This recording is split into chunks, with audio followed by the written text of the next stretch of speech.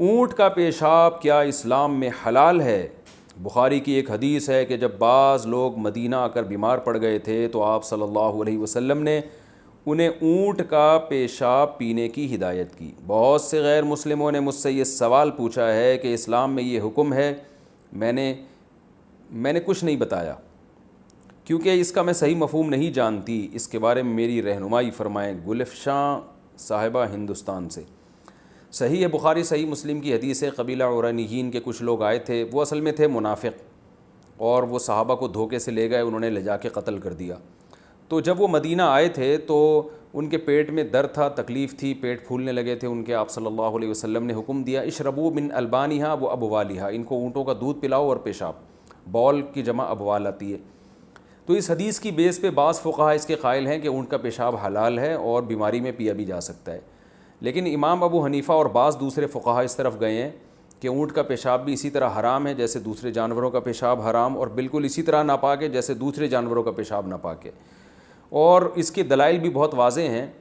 کہ نبی صلی اللہ علیہ وسلم نے حکم دیا استنزہوا من البول فإن عامۃ عذاب القبر منہ، آپ صلی اللہ علیہ وسلم نے فرمایا پیشاب سے بچو، یعنی چھینٹوں سے بھی بچنے کا حکم دیا،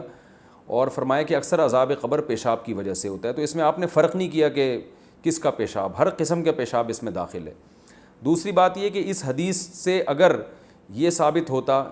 کہ پیشاب اونٹ کا اسلام میں حلال ہے یا پیا بھی جا سکتا ہے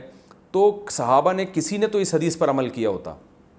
ہم دیکھتے ہیں کہ اس کے بعد بھی ہمیں کوئی ایسی حدیث نہیں ملتی جس میں اونٹ کا پیشاب پینے کا کوئی ذکر ہو، اور کسی صحابی کا کوئی ایک واقعہ بھی ہمیں ایسا نہیں ملتا، حالانکہ پیٹ کی بیماریاں تو تھیں اس دور میں بھی اور بعد میں بھی ہوئی ہیں، کسی نے بھی نہیں پیا۔ تو امام حنیفہ اور بعض فقہا کے نزدیک اس حدیث کا یہ ایک جزوی واقعہ ہے، یہ کوئی قاعدہ کلیہ نہیں ہے، کہ آپ صلی اللہ علیہ وسلم کو بذریعہ وحی علم ہو گیا تھا کہ ان لوگوں کی بیماری کا علاج اونٹ کے پیشاب کے علاوہ کسی دوسری چیز میں نہیں ہے۔ تو ظاہر ہے جب کوئی شخص مر رہا ہو اور اسے پتہ ہو کہ میرا علاج اس کے علاوہ کسی اور چیز میں نہیں ہے، تو جان بچانے کے لیے ناپاک چیز بھی کھائی جا سکتی ہے، حرام چیز بھی کھائی جا سکتی ہے، اس پر امت کا تقریباً اتفاق ہے۔ تو ناپاک ہونے کے باوجود چونکہ ان کی بیماری کا علاج اونٹ کے پیشاب کے علاوہ کسی اور چیز میں نہیں تھا، اور یہ بات آپ صلی اللہ علیہ وسلم کو بذریعہ وحی پتہ چلی ہوگی، وحی کا دروازہ کھلا ہوا تھا، اب وحی کا دروازہ بند ہے۔ تو اب اگر کوئی ڈاکٹر کسی کو کہتا ہے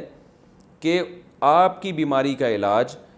پیشاب اونٹ کے پیشاب کے علاوہ کسی بھی چیز میں نہیں ہے تو اس کے لیے حلال ہے، بلکہ اگر کوئی میڈیکل سائنس یہ کہتی ہے کہ آپ کے بیماری کا علاج گائے کے پیشاب یا فلاں جانور کے نجاست کے علاوہ کسی بھی چیز میں نہیں ہے تو یہ بھی جائز ہے، کیونکہ جان بچانا فرض ہے، لیکن میڈیکل سائنس فی الحال ایسا کہتی نہیں ہے۔ تو اس لیے جب تک کوئی ڈاکٹر ریکمنڈ نہ کرے آپ کو اور یقین نہ ہو کہ اس کا علاج اس کے علاوہ کسی اور چیز میں نہیں ہے، تو آپ اس وقت تک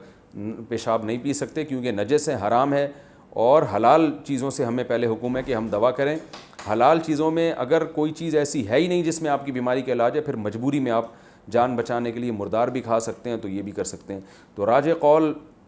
ہماری رائے میں یہی ہے، اور بعض عرب علماء نے بھی اسی کا امام حنیفہ کے قول پہ اس معاملے میں فتویٰ دیا ہے۔ اس پر انٹرنیٹ پر ان عرب علماء کی بھی تحقیق ہے کہ جو ہے نا یہ پیشاب، کیونکہ یہ حدیث اگر قاعدہ کلیہ ہوتی تو صحابہ اس پر ضرور عمل کرتے، تو قاعدہ کلیہ نہیں ہے اور یہ ایک جزوی واقعہ ہے، اور اللہ کے نبی کو علم ہو گیا ہوگا۔